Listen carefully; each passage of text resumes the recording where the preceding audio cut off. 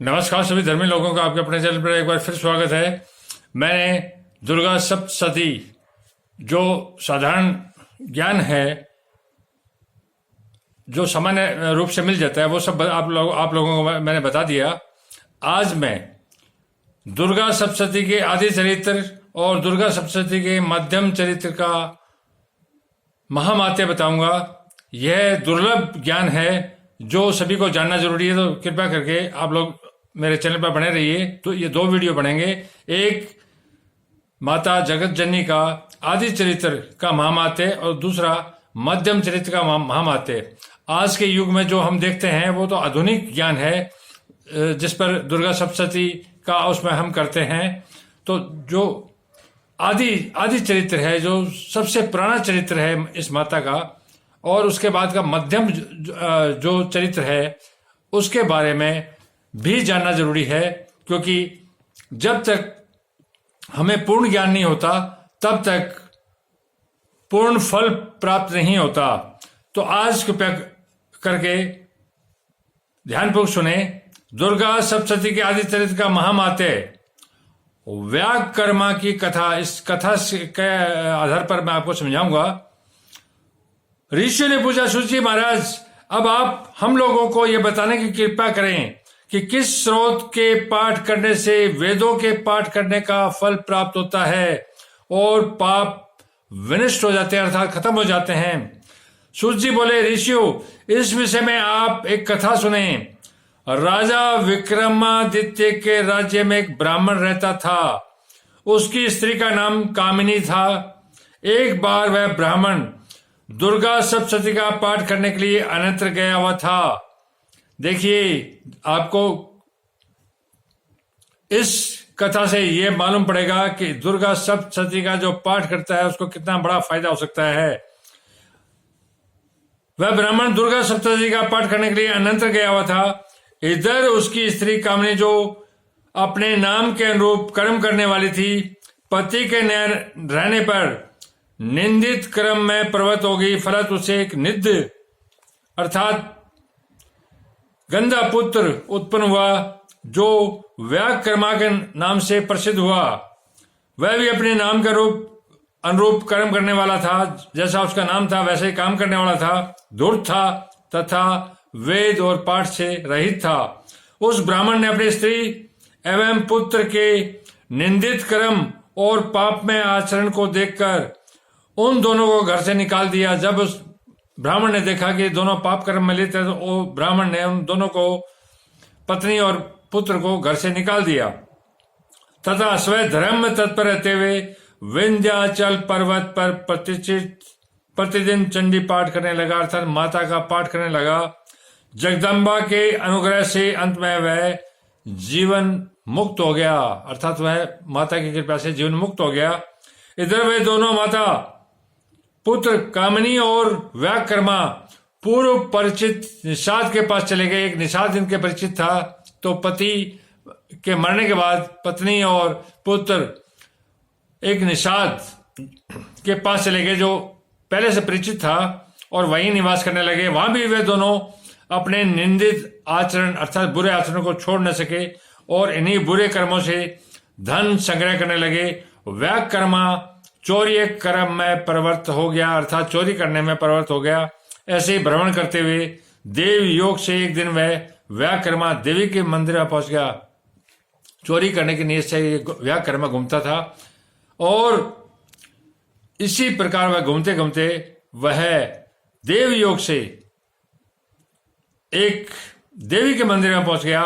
वहां एक श्रेष्ठ ब्राह्मण श्री दुर्गा सप्तशती का पाठ कर रहे थे। दुर्गा पाठ के आदि चरित्र, प्रथम चरित्र, यह प्रथम चरित्र और सबसे प्राचीन चरित्र है जो आज आपको बता रहा हूं, कि किंचित पाठ मात्र के श्रवण से उसकी दुष्ट बुद्धि धर्म में हो गई। फलत धर्म बुद्धि संपन्न उस व्याकर्मा ने उस श्रेष्ठ विप्र का शिष्यस्थ अर्थात शिष्य का पद ग्रहण कर लिया और अपना सारा धन उन्हें दे दिया। गुरु की आज्ञा से उसने देवी के मंत्र का जप किया। बीज मंत्र के प्रभाव से उसके शरीर से पाप समूह कर्मी के रूप में निकल गए। मैं बीज रूप का जो इसका उल्लेख है ओम ए क्ली ही, यह माता का बीज मंत्र है। ओम ए क्ली ही। पाप समूह कर्मी के रूप में निकल गए। 3 वर्ष तक इस प्रकार जप करते हुए वह निषाद श्रेष्ठ द्विज हो गया। इस प्रकार मंत्र जप और आदि चरित्र का पाठ करते हुए उसे 12 वर्ष व्यतीत हो गए। तदनंतर वह द्विज काशी में चला आया। मुनि एवं देवों से पूजित महादेवी अन्नपूर्णा का उसने रोचनादि उपचारों के द्वारा पूजन किया और उनकी इस प्रकार स्तुति की। हे काशीपुर की अधीश्वरी अन्नपूर्णेश्वरी, आप नित्य आनंददायिनी है, शत्रुओं से अभय प्रदान करने वाली तथा आप सौंदर्य रत्नों को की निधान और समस्त पापों को नष्ट कर पवित्र कर देने वाली हैं। हे सुंदरी, आप संपूर्ण लोगों की रचना करने वाली, महान महान भयों को दूर करने वाली, विश्व का भरण पोषण करने वाली तथा सबके ऊपर अनुग्रह करने वाली हैं। हे मात अर्थात हे माता, आप मुझे विद्या प्रदान करें। विद्या से, इल्म से, ज्ञान से बड़ी और कोई शक्ति नहीं है संसार की, तो वही इसने मांगी। इस स्तुति का 108 बार जप कर ध्यान में नेत्रों को बंद कर वहीं सो गया। स्वप्न में उसके सम्मुख अन्नपूर्णा शिवा उपस्थित हुई, अर्थात माता उपस्थित हुई और उसे ऋग वेद का ज्ञान प्रदान कर अंतर्हित हो गई। बाद में वह बुद्धिमान ब्राह्मण श्रेष्ठ विद्या प्राप्त कर राजा विक्रमादित्य के यज्ञ का आचार्य हुआ। यज्ञ के बाद योग धारण कर हिमालय चला गया। हे विप्रो, मैंने आप लोगों को देवी के पुण्य में आदि चरित्र के महामात्य को बतलाया, जिसके प्रभाव से उस व्याकर्मा ने ब्राह्मी अर्थात ब्राह्मण का भाव प्राप्त कर परमोत्तम सिद्धि को प्राप्त कर लिया। ब्राह्मी भाव, ब्राह्मण का मतलब जन्म से नहीं, ब्राह्मण का मतलब है जिसको ब्रह्म का ज्ञान हो गया, जिसको परमात्मा का ज्ञान हो गया, जिसको अल्लाह का ज्ञान हो गया। क्योंकि परमात्मा एक है, जब उसको इसका इल्म अर्थात ज्ञान हो जाता है, वही ब्राह्मी भाव कहलाता है। माता का जो आदि चरित्र है, मैं आप लोगों को बता दूं कि यह माता जीवित है और ये परमात्मा का रूप क्या है, वो कहाँ रहते हैं, इस चीज के बारे में किसी भी शास्त्र में कुछ स्पष्ट नहीं है और उस तक पहुंच की शक्ति किसी मनुष्य में ना तो हुई है ना होगी। लेकिन यह माता जो है ये जीवित है और साक्षात रूप से दर्शन देती है और अपनी शक्तियां देती है। इस बात की मैं गारंटी लेता हूं, क्योंकि मैंने भी इसका अपने जीवन में अनुभव किया है जीवित रूप में। और इसलिए मैं प्राचीन जो ऋषि मुनि है उनकी बात को मानता हूं। जो देखता है वो मानता है। आप लोग भी देखेंगे तभी मानेंगे, लेकिन ये सत्य है।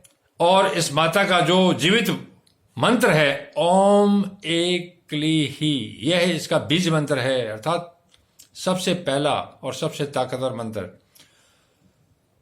शुभ रात्रि। आप लोग लगातार मेरे चैनल पर बने रहिए। मैं कल दुर्गा सप्तशती के मध्यम चरित्र का महामात्य समाप्त करूंगा। इसके साथ ही संपूर्ण दुर्गा सप्तशती का ज्ञान इसके साथ खत्म हो जाएगा और उसके बाद मैं आप लोगों को एक परमात्मा और उसके कानून अर्थात रसूल पर निरंतर आगे चलता रहूंगा। तो मेरा आपसे अनुरोध है कि मुझे किसी धरती के धर्म से न जोड़े। हिंदू, मुस्लिम, सिख, ईसाई, मुझे इनसे कोई मतलब नहीं है।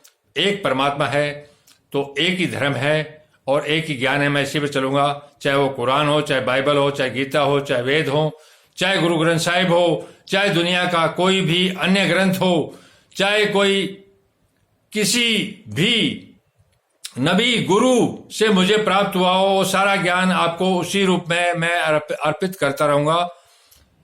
धन्यवाद। शुभ रात्रि। कल फिर मिलेंगे।